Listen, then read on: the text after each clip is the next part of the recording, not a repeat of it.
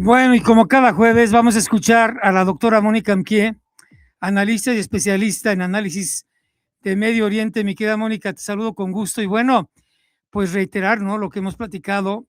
Al parecer el señor Donald Trump se metió en la boca del lobo con esta intervención, no guerra, en Irán o contra el gobierno de Irán, sin medir las consecuencias, porque ya se está despertando entre la opinión pública y recordando el fracaso, fíjate, pero ¿a qué nivel?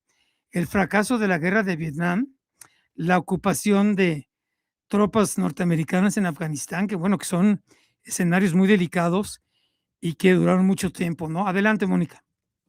¿Cómo estás, Oscar Mario? Un gusto gigante estar nuevamente en este espacio.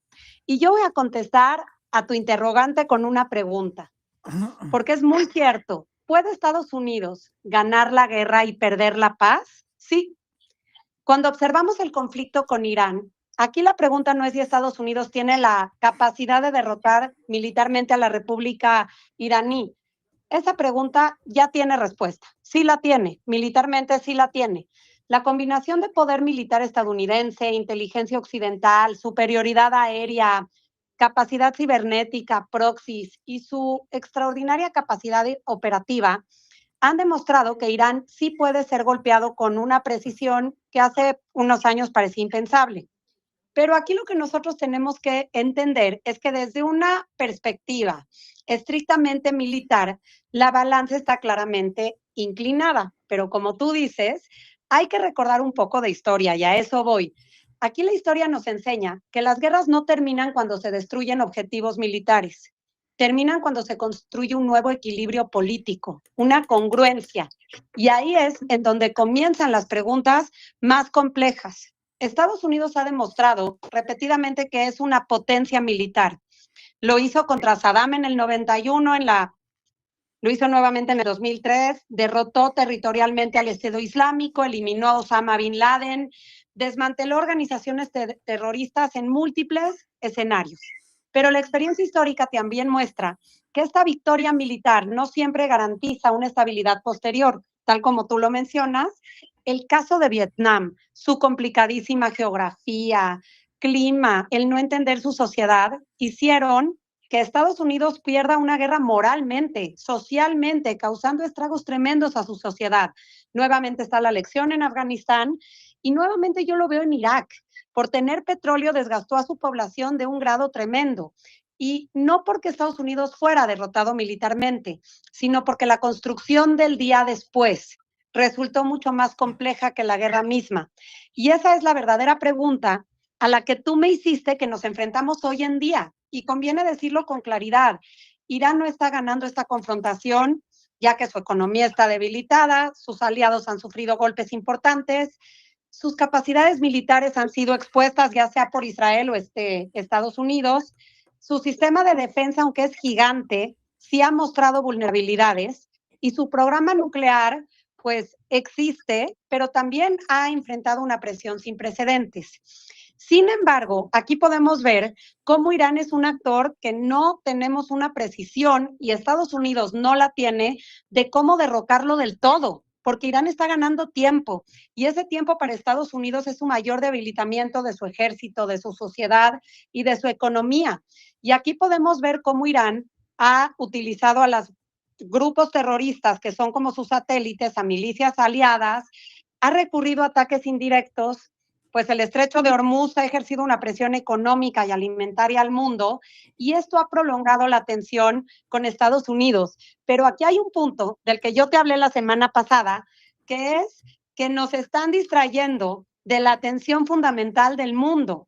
El desafío aquí es transformar esa ventaja militar en un resultado estratégico duradero.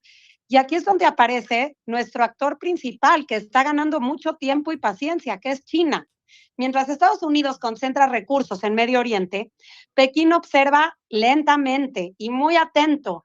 Entiende China que el principal desafío estratégico del siglo XXI no está definiendo únicamente en Teherán, Jerusalén o en el Golfo Pérsico. Aquí se está cocinando algo muy interesante en el Indo-Pacífico, Oscar Mario.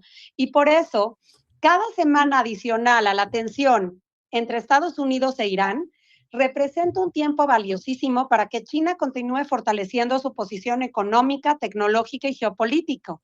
Y ese es el verdadero dilema para Estados Unidos el día de hoy. Y aquí no se trata de si puede derrotar a Irán militarmente, socialmente y políticamente. Estados Unidos no ha podido hacer con Irán lo que hizo en Venezuela. Y aquí es algo muy delicado porque está desgastando a la economía, a la sociedad y al ejército. Y aquí vuelvo a una pregunta para ti. ¿Tiene Estados Unidos esa fuerza que presume? Militarmente sí, y políticamente estamos viendo una situación muy compleja si no se logra que Irán tenga un gobierno estable, pro-occidental y democrático. Esto va a desmoralizar a Estados Unidos de una manera tremenda. Y ese es precisamente, Oscar Mario, el enfoque que mantiene la referencia que tú haces a la guerra de Vietnam, a la guerra de Afganistán e Irak, pero deja absolutamente claro que el problema no es una supuesta fortaleza irresistible de Irán, sino un desafío estratégico de consolidar una victoria occidental y convertirla en una estabilidad regional. Y bueno, aquí podemos cerrar con esta pregunta. ¿Será que el fantasma de Vietnam se nos está representando en Medio Oriente?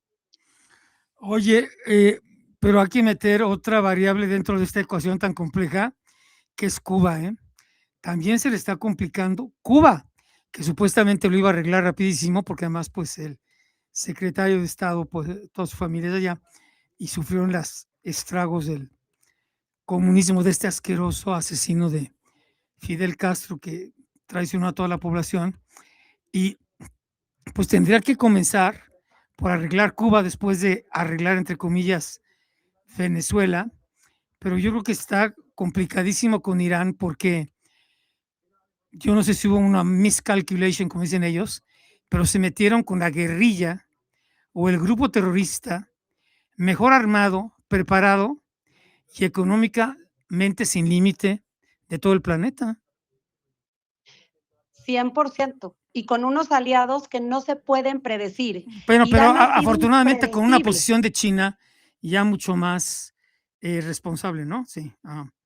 Exactamente, pero en el caso de Cuba, aquí podemos nosotros observar que no va a representar una amenaza militar para Estados Unidos, pero la complicación estratégica a la que se puede enfrentar es definitivamente complicadísimo, Oscar Mario, porque dentro del contexto global cada vez está más tenso. La isla mantiene relaciones estratégicas con Rusia, con China, con Irán, y su ubicación geográfica le da un valor geopolítico especial por encontrarse a solo 150 kilómetros de las costas estadounidenses. Y en este momento en que Washington está concentrando toda su fuerza en Medio Oriente, pues lógicamente no está pudiendo con todos los frentes abiertos que está intentando contener. Ahora, tendremos que hacer otra pregunta. Aquí el problema sería si Trump está abarcando mucho y pudiendo resolver poco. Oye, pero hay una parte muy importante y es cuánto le está costando al gobierno de Estados Unidos mantener todos estos frentes abiertos. Es un dineral. No, es un dineral, pero aquí el costo es un costo político que representa el poder militar, la superioridad tecnológica, armamentística y demostrar claramente ante China que definitivamente no se va a dejar vencer en todos los frentes. Estamos viendo que Trump aquí está reorganizando la arena internacional desde el punto de vista marítimo, geopolítico, económico, y aquí lo que nosotros observamos es que también quiere todos estos valores norteamericanos que defendió en la Guerra Fría Estados Unidos, terminando en el 89. Aquí vemos que Trump viene a ser como este superhéroe que viene a decir, voy a poner un orden mundial.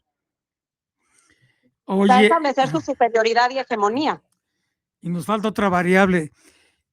Rusia y la posición ya tan endeble y desgastada que tiene Vladimir Putin, está pasando aceite en la parte económica para financiar la invasión en Ucrania y lo que pueda venir. Exactamente. Aquí Rusia está muy calmado porque lo que quiere es permanecer mucho menos como actor protagonista en los escenarios internacionales para continuar profundizando su intervención en Ucrania, principalmente en Crimea. Y aquí Rusia no tiene hoy la capacidad económica, militar ni logística para financiar una invasión pues a ninguna parte, pero lo que sí está intentando Moscú es sostener económicamente pues todo lo que es en relación a Ucrania y a Cuba, porque definitivamente le da un poder estratégico que lo sigue colocando como una potencia. Pues sí, Mónica, como siempre, un análisis profundo y muy claro el tuyo. Si te parece el próximo jueves, pues a ver qué pasa de aquí a entonces. Y hacemos la lectura del escenario internacional. Un abrazo, Mónica, y felicidades. Gracias por tu tiempo. Gracias, Oscar Mario. Igualmente para ti. Buenas noches. Buenas noches.